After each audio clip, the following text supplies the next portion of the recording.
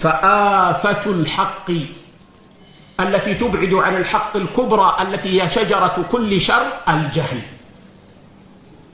ومن جهل شيئا عاداه.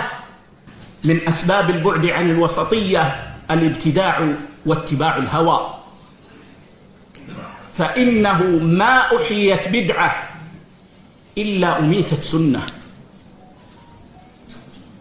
خير الأمة في أن تلزم غرز رسول الله صلى الله عليه وسلم.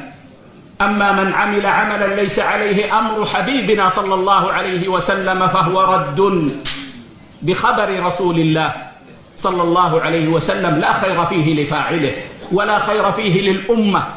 الخير كله في غرز رسول الله صلى الله عليه وسلم، في أن نكون متبعين لا مبتدعين. من الأسباب المهمة في عدم العمل بالوسطية وزن الأمور بالعاطفة.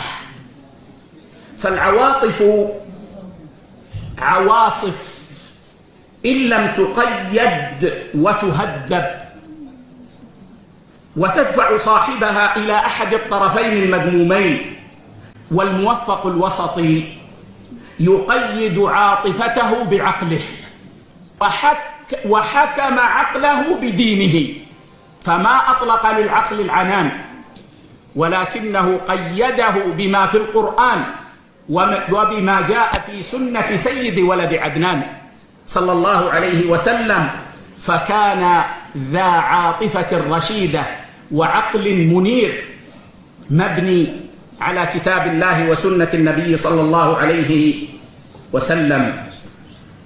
بلادنا السعودية بلاد بحمد الله قامت على دين الله وعملت بالوسطية وحققت الوسطية في أعمال ولاة الأمر وفي صنيع العلماء.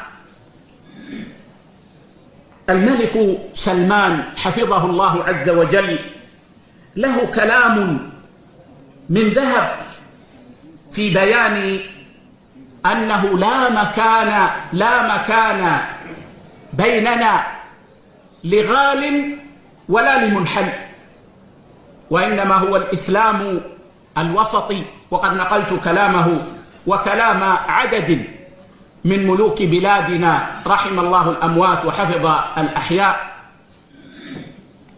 وإذا كنا نتكلم عن الجهود العلمية المعاصرة لتحقيق الوسطية ومدافعة الغلو والتطرف، فعلماء بلادنا الكبار لهم بحمد الله في هذا شأن عظيم.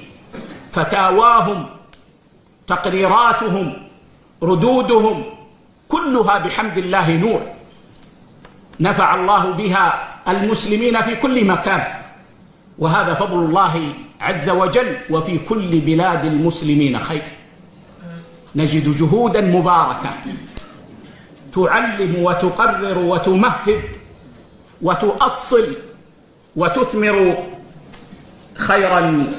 التمسك بالجماعة والعمل بما يقويها، وبغض الفرقة والبعد عن أسبابها والحذر من أهلها، فهذا أحد معاني الوسطية في ديننا، وهو ثمرة للوسطية في واقعنا.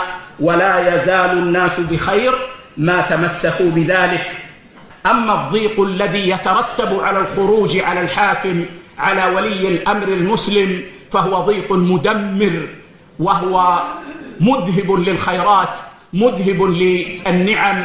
وما خرج قوم أو رام قوم الخروج على إمامهم إلا وجروا شرا كثيرا. والتاريخ والواقع برهانان بينان واضحان على ذلك. والموفق الوسطي يطيع ولي الأمر المسلم في غير معصية الله، ويحفظ هيبة ولي الأمر المسلم، يناصحه بما يليق بمقامه وبما يحفظ هيبته، لا يغشه إذا لقيه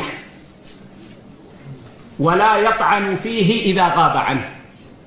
يسير على هدي رسول الله صلى الله عليه وسلم الذي علمه الأمة، وعلى طريقة علماء الأمة.